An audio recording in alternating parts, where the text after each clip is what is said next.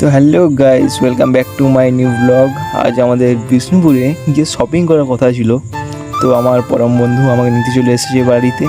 চলো ঝটপট করে রেডি হয়ে নিই।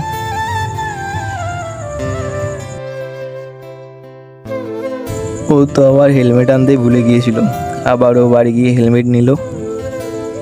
চলো আমরা এবার বিষ্ণুপুরের দিকে রওনা দিলাম পুজোর শপিং করতে।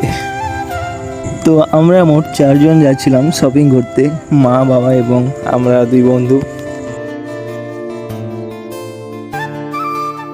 যদিও আমাকে হেলমেটটা পরতে ভালো লাগছিল না, তবুও জোর জবরদস্তি পরতে হলো সেফটির জন্য, কারণ সেফটি তো মাস্ট। আজ আবার ওয়েদারটাও খুব সুন্দর ছিল, বলতে গেলে খুবই সুন্দর। তারপর তো আমাদের তো গাড়ি আস্তেই চালাতে হচ্ছিল, কারণ সামনে মা আর বাবা ছিল, যদি স্পিডে চালাই তো হয়েই যেত, তাই আমাদেরকে আস্তে আস্তে চালাতে হচ্ছিল। তোমরা দেখতেই পাচ্ছ নদীর জলও প্রচণ্ড বেড়েছে। তারপর আমরা আস্তে আস্তে ধাদিকা ব্রিজটাও ক্রস করলাম।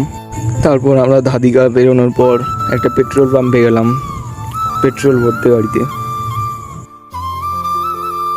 পেট্রোল ভরার পর আবার আমাদের জার্নি শুরু হলো।